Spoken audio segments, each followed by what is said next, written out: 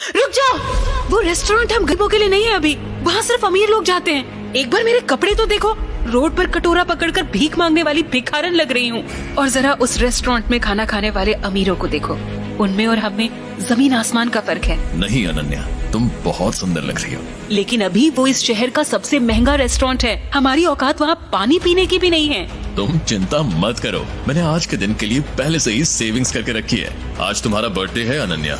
तुमने दिन रात ऑर्डर्स डिलीवर करके ये पैसे जोड़े हैं अभी, मैं तुम्हें एक दिन में ये सारे पैसे नहीं उड़ाने दूंगी। अनन्या प्लीज, ये सब तुम मुझ पर छोड़ दो। इतना कहकर अभिनव उस महंगे रेस्टोरेंट के अंदर चला गया। अनन्या अभिनव को रोकने के लिए उसके पीछे पीछे भागी और जल्दी जल्दी में एक अमीर आदमी से टकरा गई और उस अमीर आदमी के महंगे सूट पर वाइन गिर गई। I am sorry sir. अंधी हो क्या? इस गवार को अंदर किसने आने दिया? इस सूट की कीमत भी पता है तुझे? 20 लाख का सूट है ये। आई एम सॉरी, मुझसे गलती हो गई, मैं इस वक्त यहाँ से चली जाती हूँ। तुम्हें क्या लगता है मैं तुम्हें इतनी आसानी से यहाँ से जाने दूंगा? जब तक तुम मुझे 20 लाख रुपए नहीं दे देती, मैं तुम्हें कहीं नहीं जाने दूंगा। इसी वक्त मेरे सूट की कीमत चुकाओ, वरना क्या? अचानक ही अभिनव अनन्या के पास वापस आया। उस अमीर आदमी ने अभिनव को गौर से देखते हुए कहा, वाह, एक और सड़क छाप गवार। इस रेस्टोरेंट का स्टैंडर्ड वाकई बहुत गिर चुका है। इसी वक्त मेरी पत्नी से माफी मांगो। मैं माफी मांगू? तुम जानते भी हो मैं कौन हूँ। अनन्या उस अमीर आदमी और अभिनव के बीच हो रहे झगड़े को देखकर बहुत घबरा गई। अभी इससे माफी मांग लेते हैं और चलते हैं यहाँ से। इस अमीर आदमी को मैंने टीवी पर देखा है, ये सिंघानिया इंडस्ट्रीज का। मेरी पत्नी से माफी मांगो, वरना आज के दिन के लिए तुम जिंदगी भर पछताओगे। अभिनव की बात सुनकर वो अमीर आदमी गुस्से से तिलमिला उठा। पूरा रेस्टोरेंट उसे देख रहा था। मैं इस शहर का सबसे बड़ा हीरा व्यापारी हूँ। अमीर से अमीर लोग, मंत्री संतरी सब मेरे पॉकेट में रहते हैं। मैं चाहूँ तो चुटकी बजाते ही तुम्हारा नामो निशान गायब कर सकता हूँ। और अगर चुटकी बजाते ही मैंने तुम्हारे पूरे बिजनेस का नामो निशान ही गायब कर दिया तो? जब तक वो आदमी अभिनव की बात समझ पाता, अभिनव ने अपना फोन निकाला और किसी को एक मैसेज भेजा। अगले ही पल उस अमीर आदमी को एक कॉल आया और उसके पैरों तले जमीन खिसक गई। बेटा, हम बर्बाद हो गए, हमारी कंपनी के शेयर्स गिर गए और हमें करोड़ों का नुकसान हो गया। What? ये कैसे हो सकता है पापा? कोई हमें बर्बाद करने की कोशिश कर रहा है। क्या तुमने किसी बड़े आदमी को नाराज किया है? अगर किया है तो इसी वक्त माफी मांग लो, नहीं तो कल तक हम सड़क पर आ जाएंगे। वो अमीर आदमी अभिनव की तरफ मुड़ा और बोला, तुमने कैसे किया ये सब? तुम आखिर हो कौन? मेरी बात सुन बेटा, तुम यहाँ से भाग जाओ, वरना ये लोग तुझे भी मार डालेंगे। नहीं पापा, मैं आपको छोड़ के नहीं जाऊंगा। जिद मत कर अभिनव। बेटा देख, मैं तो अपनी जिंदगी जी चुका हूँ, अब जो भी करना है तुम्हें करना है, सब कुछ तुम्हें संभालना है। और मेरी बात सुन, एक बार यहाँ से जाए, उसके बाद दोबारा मुड़ के मत देखना, ठीक है? संजय ने कहा और अपनी उंगली में से एक सोने की अंगूठी निकालकर अभिनव को थमा दी। उस पर टी लिखा हुआ था। और एक बात हमेशा याद रखना, अपनी आखिरी सांस तक लड़ना है, समझ गया ना टाइगर? संजय ने अभिनव के माथे को चूमा। Run tiger, run tiger run! और अपनी बंदूक लेकर उन लोगों का सामना करने के लिए गली से बाहर निकल गए। संजय जैसे ही अपनी गाड़ी के पास पहुँचे तो राणा ने संजय पर बंदूक तान ली। टाइगर! इस कमीने का चेहरा मत भूलना।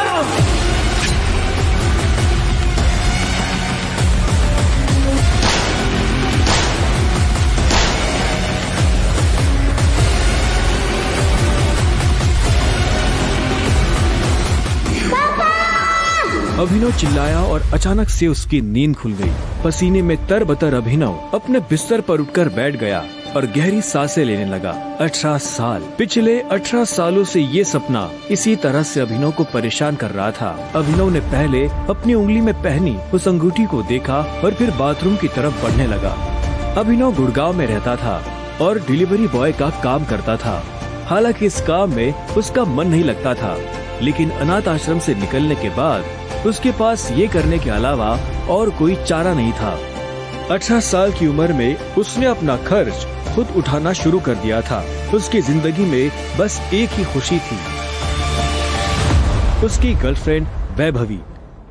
जब भी वो वैभवी को देखता तो अपने सारे दुख भूल जाता था और आज तो वैभवी का जन्मदिन था, इसलिए अभिनव जल्द से जल्द उससे मिलना चाहता था। अंकल ये केक कितने का है? 600 गए। और ये पेस्ट्री? वो 60 गए। एक दे दीजिए। असल में अभिनव और वैभवी ने ये तय किया था कि वो पैसे जोड़कर अपने लिए किराए का एक बड़ा घर लेंगे, इसलिए वो पैसे वेस्ट नहीं करना चाहते थे। Thank you. Thank you. कुछ देर के बाद जब वो वैभवी के घर के बाहर पहुंचा तो उसने देखा वहाँ काफी रंगीन लाइट्स जल रही थी और वहाँ से तेज म्यूजिक की आवाज आ रही थी।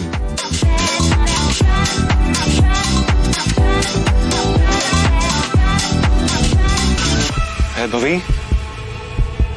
ये सब क्या है? ये कौन है वैभवी? देख नहीं रही है, डिलीवरी बॉय है। पर हम तो केक मंगवा चुके थे ना, फिर तूने पेस्ट्री क्यों मंगवाई? ओह, याद आया, ये तो वही डिलीवरी बॉय है ना जिसको तू डेट कर रही थी।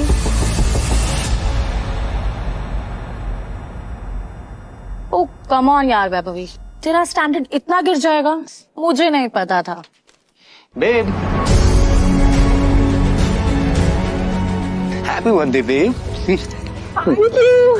अभिनव देवेन को अच्छी तरह से जानता था। वो एक बड़े बाप का लड़का था और हर वक्त वैभवी के आसपास मंडराता रहता था। देवेन को यहाँ देखते ही अभिनव का दिमाग खराब हो गया।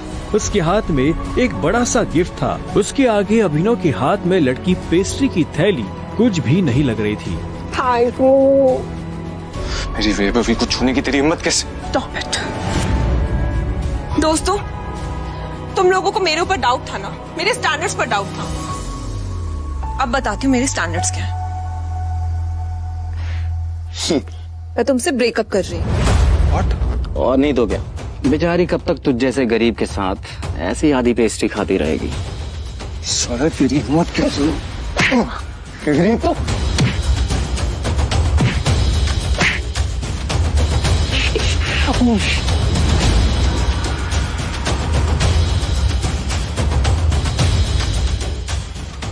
ये तुमने ठीक नहीं किया वैभवी। और अभिनव वहाँ से निकल गया। वो उन दोनों की शक्ल अब और नहीं देखना चाहता था।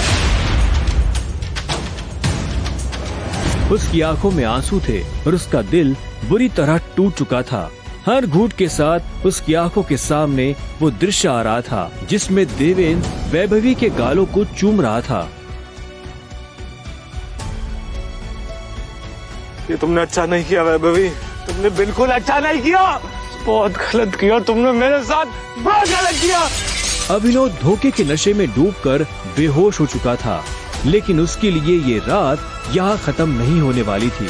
उधर जब अभिनव सड़क पर बेहोश हो गया था, तब इधर सनी सिंह अपनी गाड़ी में बैठा बेचैन हो रहा था। सनी सिंह की बहन अनन्या उसके गले का कांटा बन गई थी।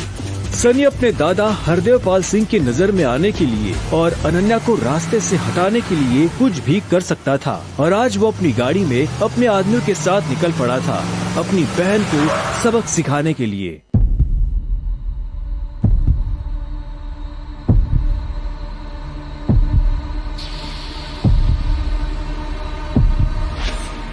जल्दी करो, गाड़ी में डालो इसे। सुबह होने से पहले अगर हमने इसको अनन्या के कमरे में नहीं डाला तो ऐसा मौका दोबारा नहीं मिलेगा। Quick quick.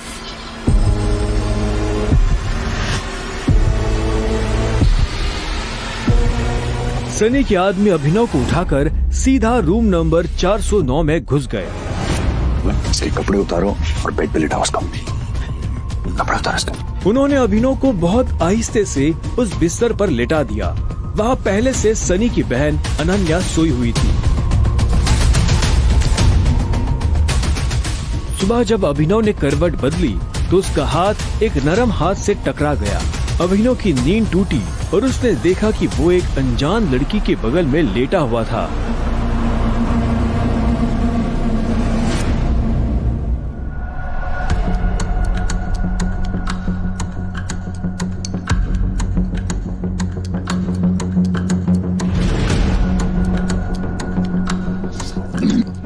कौन हो तुम मेरे कमरे में क्या कर रहे हो? तुमने मेरे साथ क्या किया? अबे नहीं, वो भी इस हाल में। छी छी छी छी छी छी छी, शेम ऑन यू बहना। मुझे तो तुम्हारे कैरेक्टर पर हमेशा से डाउट था। इतनी बार मैंने दादाजी को समझाया, बोला, पर हर बार बोले मेरी अनन्या ऐसा नहीं कर सकती। लो, कर दिया तुम्हारी अनन्या ने ऐसा। अब पता है दादाजी को उनकी पोती की ये जो रंग रलियां चल रही है, इनका से लाइव टेलीकास्ट दिखाने के लिए मैंने उन्हें यहाँ बुला लिया। भाई मुझे नहीं पता, भरोसा करिए। क्या हुआ, कैसे हुआ? मैं जानती तक नहीं इस लड़के को, नहीं जानती भाई। मैं भी, हम दोनों के बीच में कुछ भी नहीं हुआ। नहीं। इससे पहले कि अभिनव सफाई देता, अनन्या और सनी के दादा हरदेव पाल सिंह कमरे में पहुंच चुके थे। उनके पहनावे से समझ आ रहा था कि वो बहुत अमीर आदमी थे। अनन्या को इस हाल में देख उनकी आंखें गुस्से में लाल हो गई थी। मुझे तुमसे ये उम्मीद नहीं थी। दादाजी, आप जैसा सोच रहे वैसा बिल्कुल नहीं है। अनन्या, तुम्हें अच्छे से नियम पता थे, फिर भी तुमने सारे नियम तोड़ दिए। नहीं दादाजी, नहीं। और तू? जब अभिनव की नजर हरदेव से मिली तो उसे लगा कि वो अपनी आंखों के सामने मौत देख रहा है। तूने मेरी पोती के साथ रात गुजारी है ना, आज से हमारे परिवार के कानून के हिसाब से तू सिंह परिवार का दामाद है। क्या? हम दोनों के बीच में लेकिन कुछ हुआ ही नहीं है। जी, कुछ नहीं हुआ है। कुछ नहीं किया ना तुम दोनों ने, तो क्या ये सब?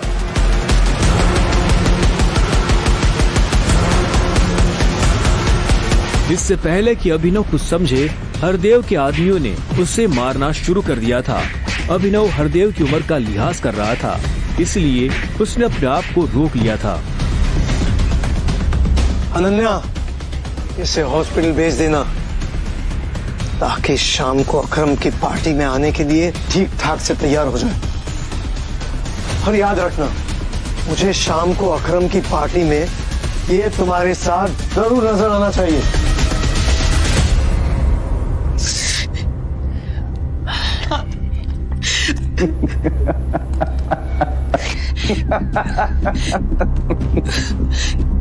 क्यों मेरी जिंदगी बर्बाद कर दी तुमने?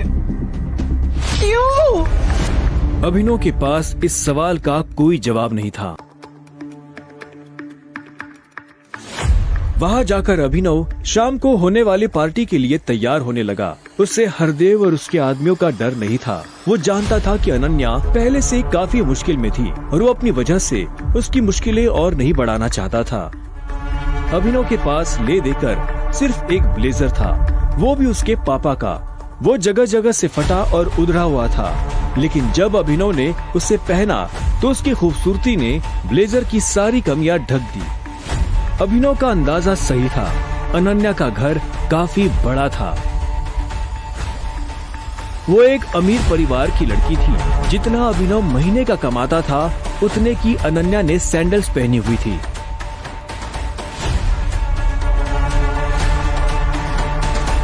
अनन्या की आंखों में दिख रहा था कि वो अभिनव से कितनी नफरत करती थी। अभिनव भी पार्टी में इतने बड़े लोगों के बीच जाने से घबरा रहा था। उसी घबराहट में उसने कब अपने पापा की अंगूठी को उंगली में गोल गोल घुमाना शुरू कर दिया, उसे पता ही नहीं चला।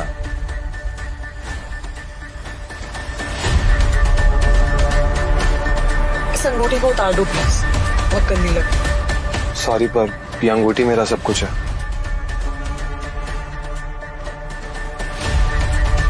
अकरम का घर किले जैसा था, जिसके चारों तरफ बाउंसर्स बंदूकें लिए खड़े थे। जैसे ही अनन्या और अभिनव अंदर आए तो इतने में उसकी नजर देवेन से टकरा गई।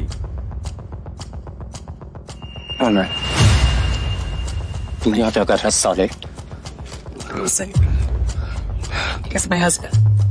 अनन्या, पागल हो गई हो तुम? इस सड़क छाप में ऐसा क्या देख लिया? किससे शादी कर ली? जुबान संभाल के बात कर, नहीं तो क्या कर लेगा तू? बोलना, क्या कर लेगा?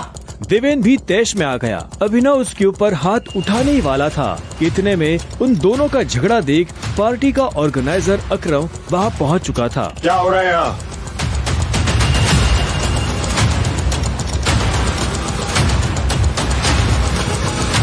अकरम सर, देखें इस आदमी को, ये क्रिमिनल है, जबरदस्ती आपकी पार्टी में घुसाया।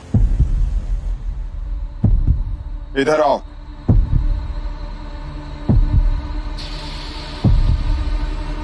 कौन हो तुम और यहाँ कैसे आए? एक्चुअली ये मेरे पति है। अकरम को अनन्या की बात पर विश्वास नहीं हुआ।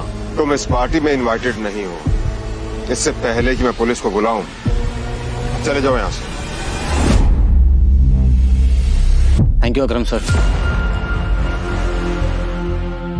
और अनन्या, तुम भी इससे दूर हो, साला गरीब कहीं का। रुको।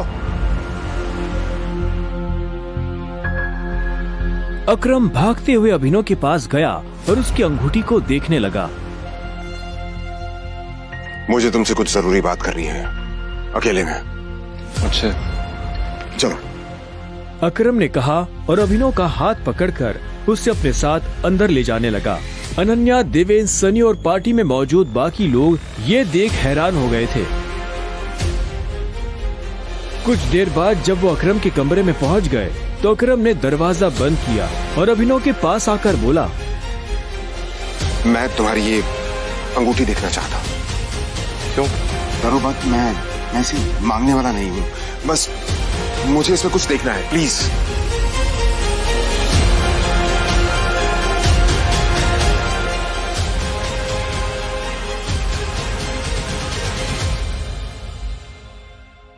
टाइगर?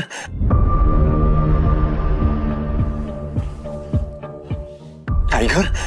अभिनव ने अकरम के मुंह से ये शब्द सुना तो वो हैरान हो गया। उसे अचानक से अपने पिता के वो आखिरी शब्द याद आ गए जो उन्होंने अभिनव से विदा लेते हुए कह दिए थे।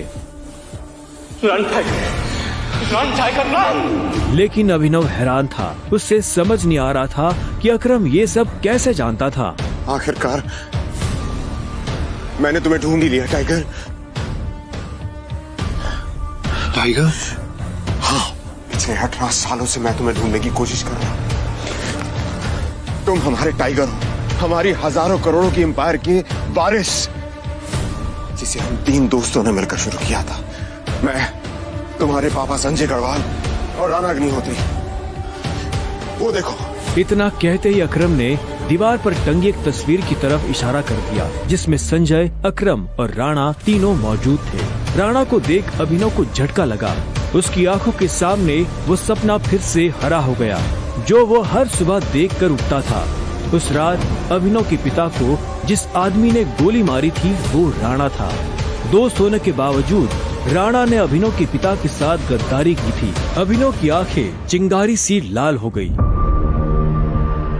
क्या हुआ? तुम इतना गुस्से में क्यों? नहीं, मैं ठीक हूँ।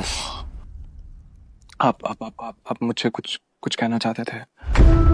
हाँ, वो मैं तुम्हें हमारी कंपनी द माफिया किंग के बारे में कुछ बताने वाला था, जिसे हम 3 दोस्तों ने मिलकर खड़ा किया था।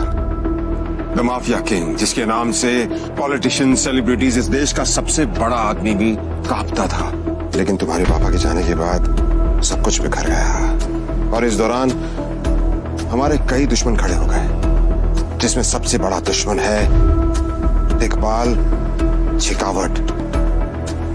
वो तुम्हें कई सालों से ढूंढने की कोशिश कर रहा है ताकि तुम्हें मारकर वो हमारा नामो निशान खत्म कर देना चाहता है। फिलहाल द माफिया किंग का सारा काम राणा का बेटा मोंटी संभाल रहा है। अब तुम आ गए हो तो इस कंपनी की भाग दौड़ तुम संभालोगे। अपने पापा के काम को अब तुम्हें आगे बढ़ाना होगा टाइगर। अभिनव की जिंदगी रातों रात पलट चुकी थी। उसके साथ जो हुआ उस पर उसे अभी तक यकीन नहीं हो रहा था। उसके हाथ में अपने पिता की तस्वीर थी, लेकिन उस तस्वीर में वो गुस्से से भरी निगाहों से राणा को देख रहा था। अगर उसका बस चलता तो वो अभी की अभी राणा का सर काटकर अपने पिता की मौत का बदला ले लेता। मैं तुमसे पूछना ही भूल गया, इतने सालों तक तुम थे कहाँ? कहाँ थे तुम? पापा के जाने के बाद मैं एक अनाथ आश्रम में पला बढ़ा। कई सालों के बाद वहां से निकला, काम करने लगा ताकि पढ़ाई के लिए पैसे जोड़ सकूं। लेकिन इस दौरान आप लोगों ने मुझे ढूंढा क्यों नहीं? टाइगर, ऐसा नहीं है कि मैंने तुम्हें ढूंढने की कोशिश नहीं की। जैसे कि मैंने तुम्हें बताया कि तुम्हारे पापा के जाने के बाद माफिया वर्ल्ड में अफरा तफरी मच गई थी। हम उसे भी संभाल रहे थे और तुम्हें भी ढूंढने की कोशिश कर रहे थे, लेकिन वक्त के साथ साथ तुम्हारा चेहरा भी बदल रहा था, इसलिए तुम्हें ढूंढने में बहुत मुश्किल हो रही थी। फिलहाल अब तुम मिल गए हो। अब तुम्हें देखकर मोंटी और बाकी सब लोग बहुत खुश होंगे। मोंटी का नाम सुनते ही अभिनव को गुस्सा आ गया था। मोंटी एक गद्दार का बेटा था। अभिनव ना तो उस गद्दार के बेटे से मिलना चाहता था और ना ही बात करना चाहता था। लेकिन पापा ने तो मुझे कभी इस माफिया ग्रुप के बारे में कुछ बताया ही नहीं है। वो चाहते तो मुझे बता भी सकते थे। तब तुम बहुत छोटे थे, शायद इसीलिए संजय ने तुम्हें इन सब चीजों से दूर रखा। लेकिन मेरा यकीन मानो, मैंने तुम्हें ढूंढने की बहुत कोशिश की। अब तुम मिल गए हो तो मुरझाया हुआ द माफिया किंग फिर से जिंदा हो जाएगा। चीयर्स। अभिनव के मन में कई सारे सवाल उठ रहे थे। उसे समझ नहीं आ रहा था कि राणा का राज अकरम और बाकी लोगों को पता क्यों नहीं चला और क्यों एक गद्दार का बेटा अभिनव की गद्दी पर बैठा हुआ था। इससे पहले कि अभिनव अपने आप को कोई जवाब दे पाता, अकरम उसके पास आया और उसने अभिनव को 50 करोड़ रुपए का एक चेक थमा दिया। ये लो, इसे रख लो। जब तक तुम टाइगर की पोजीशन नहीं पा लेते तब तक तुम्हें इसकी जरूरत पड़ेगी। अभिनव ने अकरम के हाथ से चेक लिया और उसे देखने लगा। उसकी जिंदगी पलट तो गई थी, लेकिन अभी भी ऐसे कई सवाल थे जिनके जवाब उसे नहीं मिले थे। एक बात और, तुम्हारी असली पहचान के बारे में फिलहाल किसी को कुछ पता नहीं लगना चाहिए। इसलिए अभी तक जैसे जीते आए थे वैसे ही जीते रहना, समझे? अभिनव ने हाँ में सिर हिलाया और दोनों कमरे से बाहर आ गए। इधर अनन्या चिंता भरी निगाहों से उस कमरे के दरवाजे को देख रही थी जिसमें अभिनव और अकरम थे। वो ये जानने के लिए बेताब थी कि उन दोनों के बीच अंदर क्या बात हो रही थी और अभिनव को आने में इतनी देर क्यों लग रही थी। लगता है आज अभिनव अपनी दवा चखेगा। ऐसे कितने दुख की बात है ना, शादी के बाद बेचारा ऐश करने से पहले ही मर जाएगा। ये सुन अनन्या को झटका लगा। वो जानती थी कि अकरम के लिए किसी को मारना कोई बड़ी बात नहीं थी। अकरम सर जैसे गटर के चूहों को बर्दाश्त नहीं करते हैं, साफ कर देते हैं। देखना ये भी नहीं बचेगा। इसे कहते हैं शादी करके मर गया, वो बात सच हो जाएगी। ये अनन्या को ये सुनकर बुरा लगा। कोई इंसान किसी दूसरे इंसान की मौत पर खुश कैसे हो सकता था? प्लीज एटलीस्ट उसके बारे में इस तरह से बात तो मत करो। तो कैसी बातें करें? जिसके जैसे लक्षण होते हैं ना, उसके बारे में वैसी ही बातें होंगी। देवेन सही कह रही है वो, बिल्कुल ठीक कह रही हो। हमें उसके बारे में ऐसे बात नहीं करनी चाहिए। वैसे भी मेरे दादाजी ने कहा था कि मरे हुए लोगों के बारे में ना गलत बात नहीं करनी चाहिए।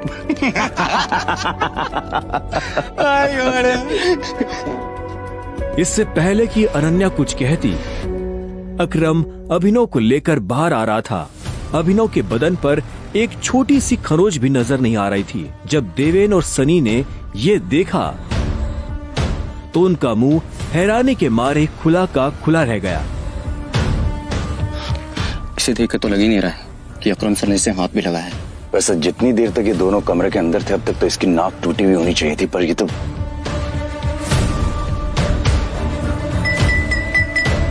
लेडीज एंड जेंटलमैन, मैं आप सबको किसी से मिलवाना चाहता हूं। ये अभिनव, मेरे सबसे पुराने ड्राइवर का बेटा, मेरी ये बहुत अजीज है। ये अकरम ने जैसे ही अभिनव का सबसे परिचय करवाया तो देवेन और सनी खुश हो गए, लेकिन अनन्या को ये सुनकर झटका लगा। Enjoy the party please. इतने में अकरम ने कहा और अभिनव को अकेला छोड़ बाकी लोगों से मिलने के लिए निकल गया। देवेन और सनी को अभी तक समझ नहीं आ रहा था कि अकरम अभिनव को इतना भाव क्यों दे रहा था। अभिनव को इस बात से कोई लेना देना नहीं था कि सनी और देवेन उसके बारे में क्या सोच रहे थे। उसकी आंखों के सामने बस रह रहकर अपने पिता की शक्ल आ रही थी। उसे वो रात याद आ रही थी जिस रात को राणा ने संजय को गोली मारी थी। अभिनव को ये भी याद आया कि उसे खुद भी गोली लगी थी, लेकिन उसकी किस्मत अच्छी होने की वजह से वो बच गया था।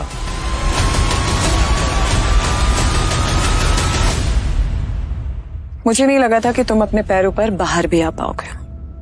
अच्छा, तुम्हें मेरी इतनी चिंता हो रही थी? ओ प्लीज, मुझे चिंता नहीं हो रही थी, बस तुम्हें तो अपनी चिंता होनी चाहिए ना। अगर जिंदा रहना चाहते हो तो थोड़ा बचकर रहो। अकरम सर ने तेरे से अंदर क्या बात की, बता। उन्होंने मुझसे कहा कि अगर देवेंद्र जैसा कहता तुझसे सवाल पूछे तो उसे जवाब मत देना। रानूखोर।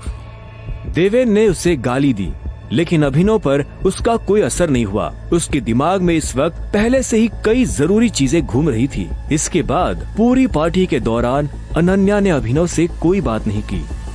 मेरा घर यहाँ से पास में है, वहीं ले लो। तुमने सोच भी कैसे लिया कि मैं तुम्हारे साथ तुम्हारे घर आ रही हूँ? तुम्हारी हालत ऐसी है तो पता नहीं तुम्हारे घर की हालत कैसी होगी। तुम मेरी पत्नी हो, मेरे साथ नहीं रहोगी तो किसके साथ रहोगी? सुनो, अपनी ये 2 कौड़ी का लॉजिक ना अपनी जेब में रखो। पहले तुम मुझे ये बताओ, तुम मेरे बिस्तर में कैसे आए? ये सवाल तो मैं भी तुमसे पूछना चाहता हूँ। अच्छी बात है, लेकिन मैं तुम्हारे साथ तुम्हारे घर रहने नहीं आ रही हूँ, मैं अपने घर जा रही हूँ, ठीक है? और अगर इन फ्यूचर मजबूरी भी रहे ना, तो मैं तुम्हारे साथ तुम्हारे घर में नहीं रहूंगी, तुम मेरे घर रहने आओगे एक नौकर की तरह, समझे? अभिनव ने पहले उसे देखा और फिर अपनी उंगली में पहनी हुई उस अंगूठी को देखने लगा।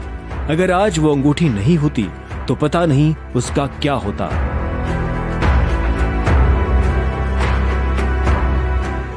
अगली सुबह जब अभिनव का अलार्म बजा, तब वो फिर से वही सपना देख रहा था।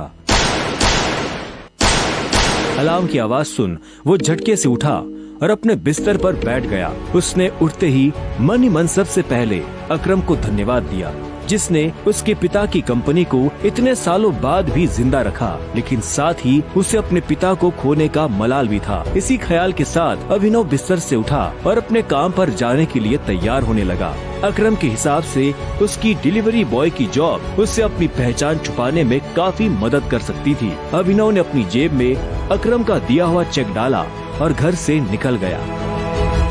1 घंटे बाद जब वो अपनी बाइक से ऑफिस आया और कॉरिडोर में चलने लगा, तो उसे पीछे से आवाज आई, ए डिलीवरी बॉय। यह आवाज उसके साथ काम करने वाले हरीश की थी। उसे ऑफिस में अपना काम करने की नहीं, अभिनव को चिढ़ाने की तनख्वाह मिलती थी। क्या हुआ, कुछ काम है? मुझे देर हो रही है। हाँ, अबे तुझे किसी मीटिंग में जाना है, बॉस तुझे बुला रहा है। और भाई कल तू कहाँ चला गया था बिना बताए? अपने बाप की बारात में गया था क्या? ये सुन अभिनव की नसें गुस्से में फटने को आई थी। वो चाहता तो अभी हरीश के सारे दांत एक मुक्के में अलग कर सकता था, लेकिन उसने अपने आप को शांत किया और उसकी बात का जवाब दिए बिना अपने बॉस के कैबिन की तरफ बढ़ने लगा। Good morning sir. ऐसा क्या है गुड इस मॉर्निंग में? अभिनव के पास इस सवाल का कोई जवाब नहीं था। ऐसे में उसके बॉस ने आगे कहा, कल तुम बिना बताए चले कैसे गए? अभिनव के पास इस बात का भी कोई जवाब नहीं था। वो चाहता तो अपने बॉस को कोई बहाना बनाकर टाल सकता था, लेकिन अभिनव झूठ नहीं बोलना चाहता था। कल इतनी सारी डिलीवरी थी, तुम्हारी वजह से हमारा कितना नुकसान हुआ तुम्हें पता है? पर सर मुझे महीने में कैजुअल लीव तो मिलती है, तो शट अप! काम तो तुमसे होता नहीं है, बस बहस करने चले आते हो। ये कंपनी तुम्हारे बाप की है। ये सुनते ही अभिनव का पारा गर्म हो गया था। उसने गुस्से में अपनी मुट्ठी भींच ली और घूरते हुए अपने बॉस को देखने लगा। घूर क्या रहा है? अपना सामान बांध और निकल यहाँ से। You are fired! अभिनव को ये सुनकर झटका नहीं लगा। असल में वो जानता था कि उसके साथ ऐसा कुछ बहुत जल्दी हो सकता था। उसका बॉस और देवेंद्र एक दूसरे को बहुत अच्छी तरह से जानते थे। कल पार्टी में अभिनव ने देवेंद्र को जिस तरह से जवाब दिया, उन्होंने मुझसे कहा कि अगर देवेंद्र जैसा कहता तुझसे सवाल पूछे तो उसे जवाब मत देना। उससे उसे समझ आ गया था कि आज नहीं तो कल ये होकर रहेगा। ठीक है, कोई बात नहीं, मैं चला जाता हूँ। जो मैंने पूरा महीना काम किया है उसकी सैलरी दे दीजिए। सैलरी? तेरी वजह से हमारा जो नुकसान हुआ उसकी भरपाई अगर मैं तेरी सैलरी से भी करूँ ना, तो भी तुम्हें अपनी जेब से 10,000 रुपए देने पड़ेंगे। शुक्र मना कि वो मैं तुझसे नहीं मांग रहा, इसलिए चुपचाप निकल यहाँ से। क्या बोल रहे हो सर आप? क्या मेरे एक दिन आने में आपका 25,000 का नुकसान हो गया?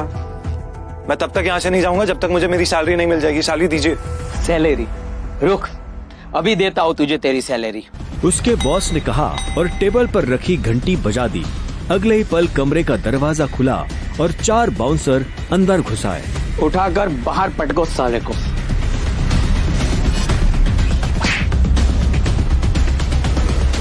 बॉस के मुंह से ये सुनते ही वो चारों अभिनव पर धावा बोलने के लिए टूट पड़े, लेकिन इससे पहले उनमें से कोई अभिनव पर हमला कर पाता, अभिनव ने उन्हें पटकनी दे दी थी। उसने किसी का हाथ तोड़ा तो किसी का पाँव, किसी के पेट में मुक्का मारा तो किसी के पेट पर लात। देखते ही देखते बॉस के सारे आदमी ढेर हो गए थे। बॉस ये देख भौचक्का रह गया था। अभिनव अब सीधा बॉस के पास आया और उसकी गर्दन पकड़कर बोला। बॉस ने घबराहट में अपने ड्रॉर से कैश निकाला और कांपते हाथों से अभिनव को थमा दिया। अभिनव ने कैश देखा और बॉस की गर्दन छोड़ वहाँ से बाहर निकलने लगा। इससे पहले कि वो बाहर आता, उसने बॉस की आंखों में देखा और बोला, और एक बात याद रखना, अगर आज के बाद किसी के बाप पे गया ना तो गर्दन तेरी होगी, पंजा मेरा। ये सुन बॉस के होश उड़ गए थे। उसे पता था कि अभिनव एक गुस्सैल आदमी है, लेकिन उसने कभी उसका गुस्सा देखा नहीं था। इधर अभिनव भी जब ऑफिस से बाहर आया तो उसे एक अनजान नंबर से फोन आया। अभिनव ने फोन उठाया। हेलो, कौन? टाइगर, अकरम। हाँ कहिए। मुझे तुम्हें किसी से मिलवाना है, वो भी हमारे माफिया वर्ल्ड का एक बहुत बड़ा नाम है, और साथ ही साथ तुम्हारे पापा और मेरा जिगरी यार भी, बलराज। मैं चाहता हूँ कि बलराज को पता चल जाए कि हमारा टाइगर वापस लौट आया है, इसलिए शाम को साथ में डिनर करेंगे। क्या आपको सच में लगता है मुझे बलराज जी से मिलना चाहिए? वो अभी तक बलराज के नाम से कांप रहा था। अकरम भी उसकी घबराहट समझ गया था। बलराज जी, सिर्फ बलराज कहो, तुम टाइगर हो यार, और जंगल में सारे जानवर टाइगर के नाम के आगे जी लगाते हैं, लेकिन टाइगर कभी किसी जानवर के नाम के आगे जी नहीं लगाता। चलो शाम को मिलते हैं, बाय।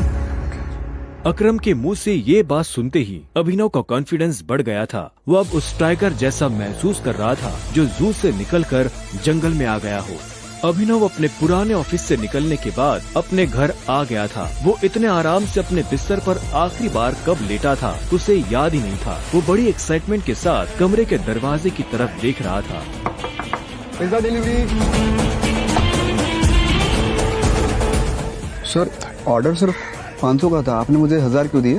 तुम डिलीवरी वाले बहुत मेहनत करते हो दोस्त, ये 500 रुपए तुम्हारी टिप। Thank you sir. इधर अभिनव उस पिज्जा बॉक्स को ध्यान से देख रहा था। उसे याद नहीं आ रहा था कि उसने आखिरी बार पिज्जा कब खाया था। वैभवी और अपने लिए घर लेने के चक्कर में उसने अपनी कितनी इच्छाओं को मारा था, इसका एहसास उसे आज हो रहा था, लेकिन अब वो रुकने वाला नहीं था। शाम को अभिनव होटल सैफायर जाने के लिए तैयार होने लगा था। उसने ग्रे कलर की शर्ट और ब्लैक कलर की पैंट पहनी थी। अभिनव के पास पहनने के लिए इससे अच्छा और कुछ नहीं था। जैसे उसने होटल को बाहर से देखा तो देखता ही रह गया। उसने आज तक इतने बड़े होटल को इतने पास से नहीं देखा था। रुको, अंदर का जा रहा है? अंदर ही जा रहा हूँ, क्या दिक्कत है? अंदर जाना है तुझे? तुझे क्या लगता है कि मैं तुझे अंदर जाने दूंगा? क्यों नहीं जा सकता मैं अंदर? अभिनव समझ गया था कि चीफ सिक्योरिटी ऑफिसर उसके कपड़े देखकर उसे जज कर रहा था। सुन, मैं तेरे जैसे लोगों को बहुत अच्छे से जानता हूँ, फालतू का तमाशा मत कर, निकल यहाँ से। कैसे जानता है तू मुझे? रिश्तेदार है मेरा, जब मैं अंदर जाने के लिए आया हूँ तो वापस क्यों जाऊंगा? ये होटल क्या तेरे बाप की है? बोलना।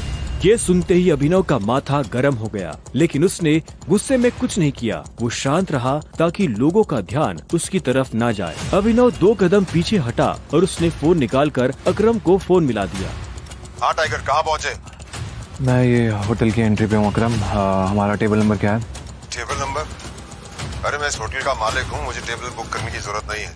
तुम अंदर जाओ, आराम से बैठो, बस मैं पहुँचने ही वाला हूँ। मैं अंदर नहीं जा पा रहा हूँ, यहाँ पे कोई ये सिक्योरिटी वाला खड़ा है, वो कह रहा है कि मेरे जैसे इंसानों को अंदर नहीं जाने देता है। कौन है ये कथा? तुम एक काम करो, बस 10 मिनट में मैं पहुँचने वाला, तुम वेट करो, ठीक है? और ये इस ऑफिसर की वजह से मैं तुमसे माफी मांगता हूँ। ठीक, नहीं कोई बात नहीं।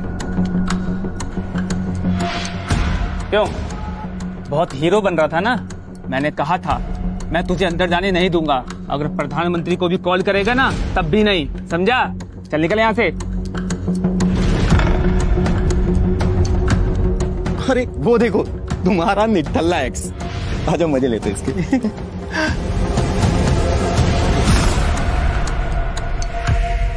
इससे मैंने अपना बॉयफ्रेंड कभी माना ही नहीं। वैसे भी मैं अपने से छोटे लोगों से बात नहीं करती, मुंह नहीं लगती उन्हें बॉयफ्रेंड क्या बनाऊं।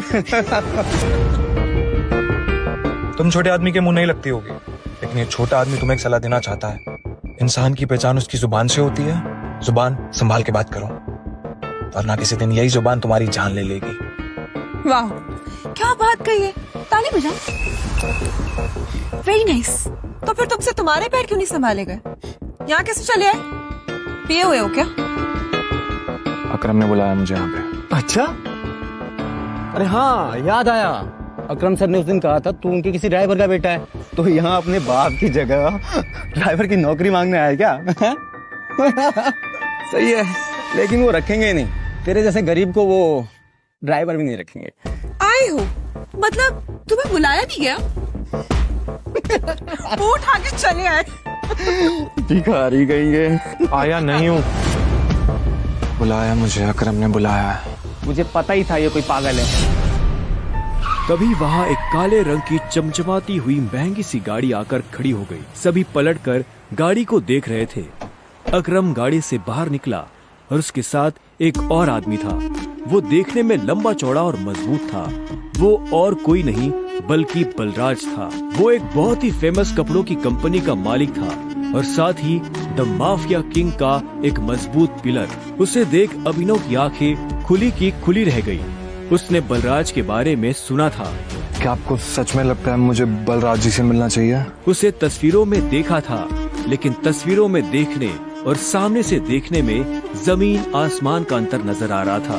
उसके मन में ये सवाल उठ रहा था कि आखिर बलराज उससे क्यों मिलना चाहता था। क्या चल रहा है यहाँ? सॉरी सर, लेकिन इस आदमी ने मुझे और कस्टमरों को काफी परेशान किया हुआ है। मैं स्टोर को अंदर जाने से रोक रहा हूँ तो ये यहाँ पे तमाशा कर रहा है। क्या तुम्हारी हिम्मत कैसे हुई इसे चोर कहने की? तुम होते कौन हो इसे अंदर जाने से रोकने वाले? ये होटल तुम्हारे बाप ने खोल रखा है क्या? ये मेरा मेहमान है और तू आज के बाद इस होटल के आसपास भी दिखाई दिया ना तो तेरी टांगे तोड़वा दूंगा। Get lost. Sorry sir.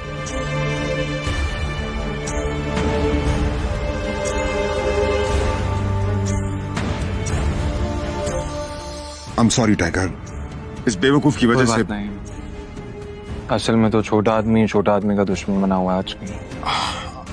आओ चलो। अकरम ने अभिनव को अपने साथ अंदर आने का इशारा किया। अभिनव अकरम के पीछे चला जा रहा था। उसे महसूस हो रहा था कि बलराज भी अपने भारी भरकम पैरों के साथ अभिनव के पीछे आ रहा था। कुछ देर के बाद वो होटल के एक आलीशान से कमरे के बाहर आ चुके थे। इससे पहले कि वो अंदर जाते, होटल का मैनेजर उनके पास आया और बोला, good evening sir, welcome sir, can I get something for all of you? एक काम करो, जो भी लीकर अवेलेबल है उसकी लिस्ट भिजवा दो। Sure sir, but sir if you don't mind, अपने होटल में जितनी भी लिकर्स अवेलेबल हैं मुझे सबके नाम याद है।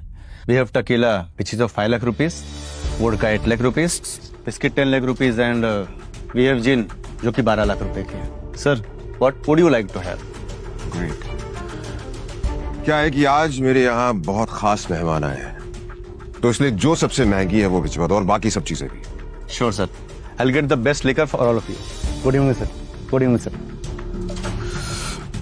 अकरम, होटल तेरा, शराब तेरी, फिर भी तुम्हारा ये मैनेजर तुझे तेरी शराब की रेट क्यों बता रहा था, जबकि तू कोई भी चूज कर सकता है? वो इसलिए मेरे दोस्त क्योंकि मैं दिन देखकर शराब मंगवाता हूँ और आज का दिन मेरे लिए, इनफैक्ट हम सबकी जिंदगी के लिए बहुत इंपॉर्टेंट दिन है, इसलिए मैंने हम तीनों के लिए महंगी शराब मंगवाई। So let's enjoy. अच्छा। आओ। Okay, let's enjoy. अब तुम्हें यहाँ अपनी पहचान छुपाने की जरूरत नहीं है।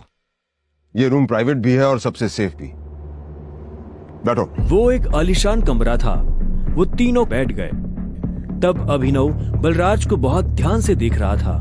बलराज, आज मैंने तुम्हें यहाँ एक बहुत इंपॉर्टेंट इन्फॉर्मेशन देने के लिए बुलाया है। हमें संजय का बेटा टाइगर मिल गया है, लेकिन फिलहाल वो अंडरकवर है, इसलिए उससे तुम्हें मैं बाहर नहीं मिलवा सकता था। Sir your snacks and drink.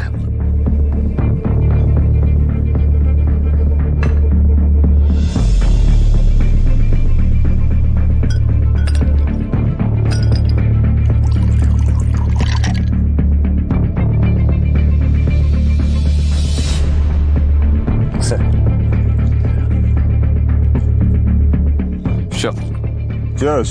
Cheers.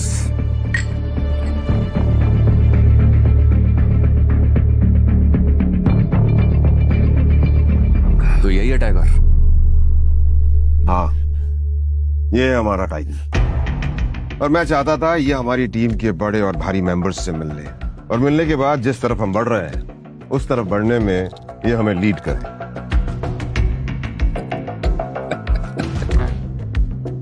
माफ करना दोस्त, पर मुझे थोड़ी हंसी आ रही है। वो क्या है ना, सब कुछ तो तू ही बोल रहा है। हमारा ये टाइगर गूंगा है क्या? हाँ बलराज, तुम्हें टाइगर के बारे में इस तरह से बात नहीं करनी चाहिए। माफ करना दोस्त, माफ करना। बोलनेस अच्छी लगी मुझे तुम्हारी। अच्छा,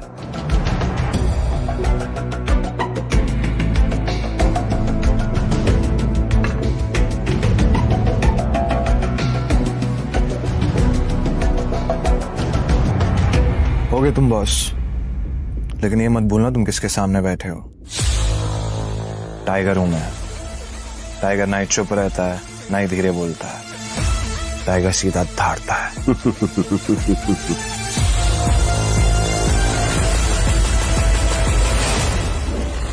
तो तुम टाइगर हो, ठीक है। तो टाइगर ये बताओ, इतने सालों से कहां थे तुम? अब ऐसा तो नहीं हो सकता ना कि इतने सालों के बाद तुम हमारे सर पे आके बैठ जाओ और हम मान लेंगे कि तुम टाइगर हो। मजाक तो नहीं हो रहा है यहाँ? क्यों अकरम, सही कहा ना? और जिस गद्दी की तुम बात कर रहे हो ना,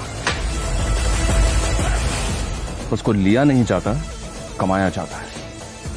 आई बात समझ में? अच्छे से जानता हूं, छीनना मेरे खून में भी नहीं है। मैं इतने सालों से कहां गायब था, क्या कर रहा था, ये सब समझाने का तो हमारे पास टाइम नहीं है शायद।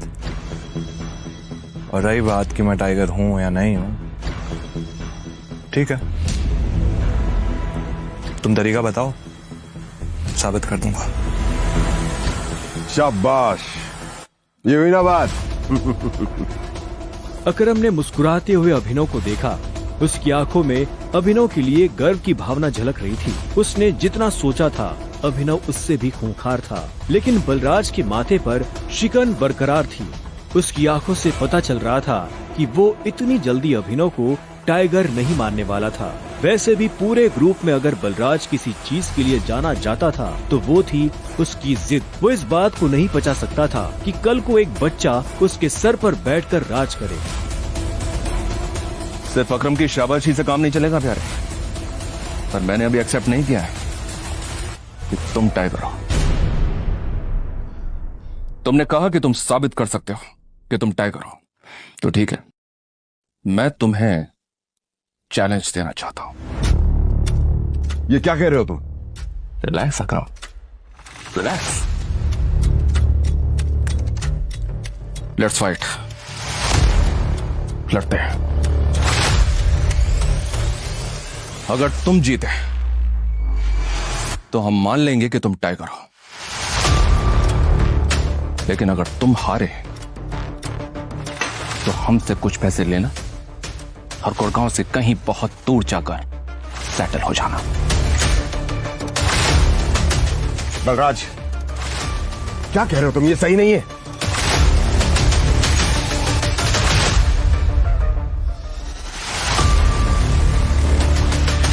Let's fight. कब करनी है लड़ाई? ये सुनते ही बलराज के चेहरे पर मुस्कान आ गई। अकरम के होश उड़ गए थे। नहीं टाइगर, होल्ड। देखो, तुम्हें किसी को भी कुछ भी साबित करने की जरूरत नहीं है। That's it. अकरम, मैं जो भी कर रहा हूँ अपनी मर्जी से कर रहा हूँ। आज जो बलराज मेरे मुंह पे बोल रहा है, मैं नहीं चाहता कल को कोई ऐरा गहरा मेरी पीठ पीछे बोला है। अकरम ने अभिनव की आंखों में संजय जैसे तेवर देखे तो उसने एक गहरी सांस ली और सब ऊपर वाले के भरोसे छोड़ दिया।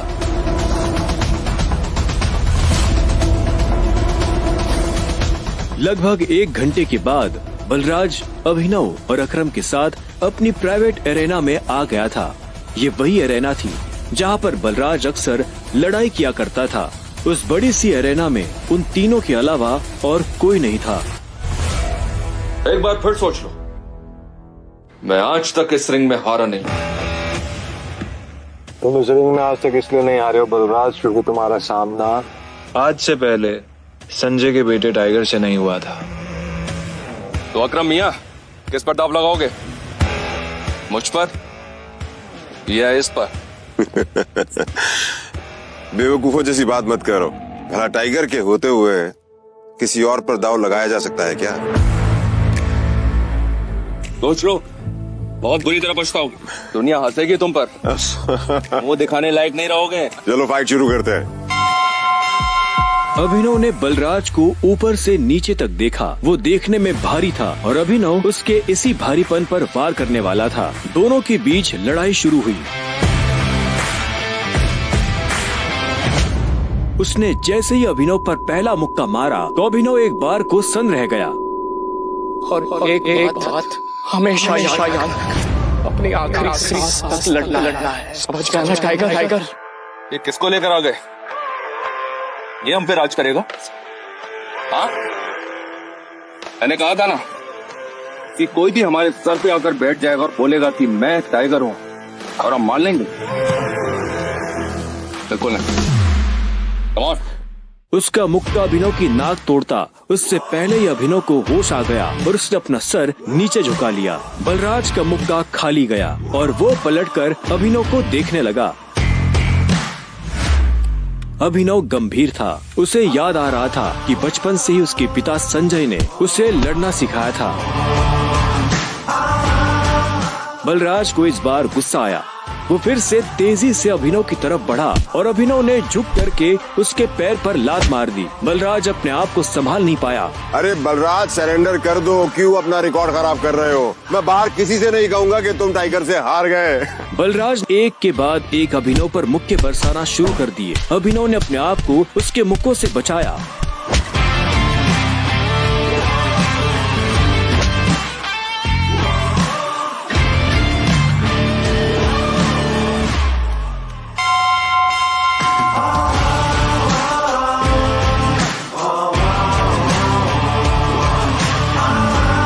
अभिनव ने बलराज को छोड़ा और चुपचाप रिंग के कोने में जाकर खड़ा हो गया। बलराज ने मुश्किल से अपने भारी भरकम शरीर को उठाया और दर्द में कराहते हुए बोला, अकरम, मैं जानता हूँ तुम बहुत खुश हो गया आज। बलराज की कमर में मोच आई थी और उसने हंसते हुए अभिनव से कहा, कहाँ से सीखा ये सब?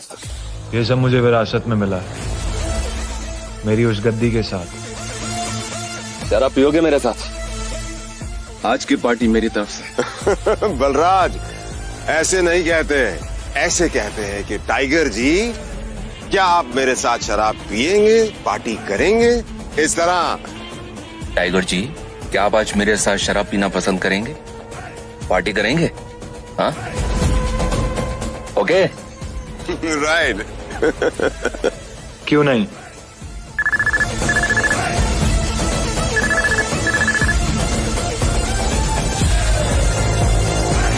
अनन्या, देखो मेरे मम्मी पापा आ गए हैं। जो कुछ भी हुआ है उन्हें सब पता चल चुका है। वो तुमसे मिलना चाहते हैं तो तुम जहाँ भी हो अभी कभी घर आओ। क्या अभी? हाँ, तो इतनी हैरान होने की जरूरत नहीं है। जो किया अब उसे भुगतो।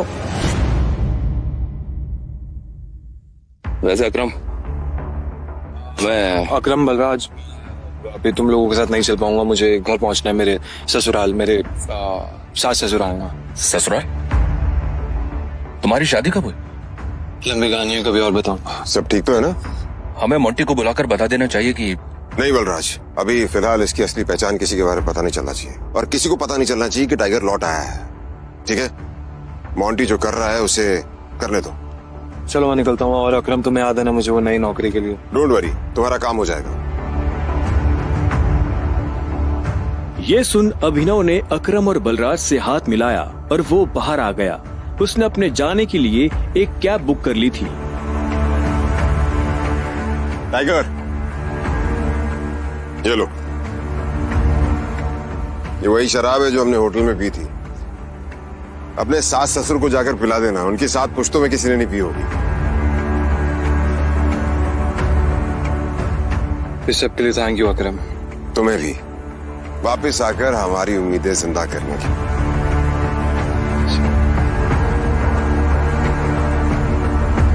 अब आजा कि अंदर रिंग में ही रहेगा। कुछ देर के बाद गाड़ी अनन्या के घर के बाहर आकर रुकी। अभिनव नीचे उतरा और गहरी सांसें लेते हुए घर के अंदर पहुंच गया।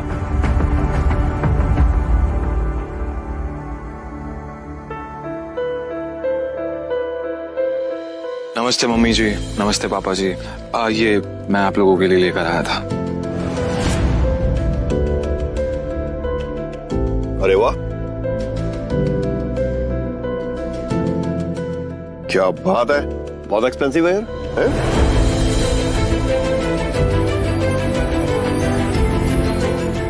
क्या कोई वो है? देख। क्या तुम भी? मुझे तो लगता है ये बॉटल्स कहीं से चोरी करके लाया होगा। तुम्हें लगता है इसके जैसा आदमी इतनी महंगी शराब अफोर्ड कर पाएगा? और तुम ये सब क्यों लाए हो यहाँ पे? हमारे बेटे के साथ जबरदस्ती करने के बाद हमें रिश्वत देना चाहते हो तुम? वो भी चोरी की हुई शराब? सॉरी, लेकिन ना ही मैंने किसी के साथ जबरदस्ती की और ना ही कोई चोरी की है। अच्छा, तो फिर मेरे बेटे के साथ तुम्हारा भूत सोया हुआ था? तुम ये सब इसलिए कर रहे हो ना ताकि तुम मेरे बेटे की जायदाद हड़प कर सको? तुमने कहा तुम और कहा मेरी बेटी। अभिनव को ऐसा लगा जैसे उसके सीने में किसी ने छुरा घोंप दिया हो। कोई भी उसकी बात सुनने को राजी ही नहीं था। हाँ, ये बात ठीक है कि वो अनन्या के साथ एक बिस्तर पर सोया था, लेकिन उसने ये सब जानबूझकर नहीं किया था। उसे खुद नहीं पता था कि वो अनन्या के कमरे में कैसे पहुंच गया। अगर उसे पहले से ये सब पता होता तो वो कभी ऐसा नहीं करता। पर आखिर में अभिनव ने कोई सफाई नहीं दी। उसे पता था कि कोई फायदा नहीं होगा। गूंगे हो? मुंह में जुबान नहीं है तुम्हारे? शर्मिला, बैठ। अभिनव, बैठ जाओ। शर्मिला अभी भी गुस्से में उसे देख रही थी। अभिनव बैठा और राजीव ने आगे कहा, तो वहाँ जो कुछ भी हुआ है हमें उसके बारे में सब कुछ पता है और अनन्या को भी ये मालूम नहीं है कि उसके साथ कैसे हुआ है। लेकिन मुझे ऐसा लगता है कि वहाँ पे कोई बहुत बड़ी गड़बड़ हुई है। चलो, अब जो कुछ भी है, तुम्हारे और अनन्या का रिश्ता तो बदल नहीं सकते। वैसे भी जो कुछ हुआ उसका उसे मलाल नहीं था। अगर वो अनन्या से नहीं मिलता तो वो अकरम से कभी नहीं मिल पाता। साथ ही वो बाहर की दुनिया में अनन्या का नाम भी खराब नहीं होने देना चाहता था। ऐसे में वो भी नहीं चाहता था कि ये शादी टूटे। तो अभिनव, तुम क्या करते हो? मैं एक डिलीवरी बॉय का काम करता था और आज मुझे नौकरी से निकाल दिया गया। उसके ये शब्द किसी बॉम्ब की तरह उन दोनों पर गिरे। इससे पहले कि शर्मिला कुछ कहती, राजीव ने कहा, अभिनव, तुम्हें जल्द से जल्द नौकरी ढूंढनी पड़ेगी और वो भी अच्छी वाली। तभी तुम मेरी बेटी के साथ लीगली शादी कर सकते हो। चलो, अब तुम जा सकते हो। अभिनव उठा और बाहर निकलने लगा। इतने में शर्मिला के गुस्से में और एक उबाल आया और वो अभिनव के पीठ पीछे बोली, देखा कितना ढीठ है ये? ओवर कॉन्फिडेंस तो देखो इसका। जेब में 10 रुपए नहीं है और चल ऐसे रहा है जैसे जंगल का टाइगर हो। राजू, तुम्हें लगता है इस जैसे लीडर को कोई नौकरी पे रखेगा? रखेगा नहीं, रखेंगे। मेरे लिए काम की कमी नहीं है। सुना तुमने? राजीव भी अभिनव की बात सुन हैरान हो गया। इतने में अभिनव शर्मिला के पास आया और बोला, अगर मुझे एक अच्छी नौकरी मिल गई तो क्या आप मुझे ये साबित करने का मौका देंगी कि मैं अनन्या से शादी करने के लायक हूँ? बड़ा कॉन्फिडेंस है। अरे भाड़ में जाए ऐसा कॉन्फिडेंस। और तुम, नौकरी का मतलब ये नहीं है कि कल के तुम किसी पार्किंग लॉट में जाके बैठो और लोगों की गाड़ियों की रसीद पढ़ो। मेरा मतलब है नौकरी जैसी नौकरी, असली नौकरी, सही वाली नौकरी। और अगर कल तक तुम्हें ऐसी नौकरी मिल जाती है ना, तो तुमने जो कुछ भी अभी कहा उसके बारे में एक बार सोच सकती हो। शर्मिला से ये सुनते ही अभिनव के चेहरे पर बड़ी सी मुस्कान आ गई। शर्मिला को नहीं पता था कि अभिनव कौन है और उसके पीछे किसका हाथ है। उसने मुस्कुराते हुए हाँ में सिर हिलाया और घर के अंदर जाने लगा। रात बहुत हो चुकी थी और उसे पता था इस वक्त वो अपने घर नहीं जा सकता था। उसने सोचा था कि वो अनन्या के कमरे में जाकर सो जाएगा। वैसे भी अब दोनों पति पत्नी थे। ऐसे में अभिनव जैसे तैसे उस बड़े से घर में अनन्या के कमरे के बाहर पहुंच चुका था। क्या है? रात बहुत हो गई, मैं अपने घर नहीं जा सकता, मुझे सोने के लिए जगह चाहिए। तो क्या, तुमने मुझे अपने मम्मी पापा से मिलने के लिए बुलाया था ना, तो तुम ही जगह दो सोने की। हेलो, तुम्हें क्या लगता है मैं फिर से तुम्हें अपने कमरे में आने दूंगी? तो मैं और कहाँ जाऊंगा? मुझे नहीं पता, जो करना करो, बट पैर हटाओ वरना मैं तोड़ दूंगी। अभिनव पहले तो नहीं डरा, पर जब दरवाजा उसके पैर को छूने ही वाला था कि उसने अपना पैर पीछे खींच लिया। अनन्या ने दरवाजा बंद किया और दूसरी तरफ से चिल्लाते हुए बोली, नौकरों की जगह ना मालिकों के कमरों में नहीं, घरों के स्टोर रूम्स में होती है। ये सुनते ही अभिनव को बुरा लगा, पर वो कर भी क्या सकता था। उसने बस बंद दरवाजे को देखा और हताशा से अपना सिर हिलाने लगा। अब आगे क्या होने वाला था? कहाँ सोने वाला था अभिनव? और क्या उसे इस घर में कभी इज्जत मिल पाएगी? और क्या होगा जब अनन्या के घर वालों को अभिनव की असली पहचान के बारे में पता चलेगा? इन सभी सवालों का जवाब पाने के लिए बस अपनी स्क्रीन पर नीले बटन को क्लिक करें, फिर प्ले स्टोर खोलने के बाद पॉकेट FM ऐप इंस्टॉल करें और फिर अपने मोबाइल नंबर से रजिस्टर करें। अब आप पॉकेट FM की ढेरों मजेदार कहानियाँ सुन सकते हो। सुनने के लिए तुरंत डाउनलोड करें पॉकेट FM और सुने ये दिलचस्प कहानी द रिटर्न ऑफ टाइगर, बिल्कुल मुफ्त।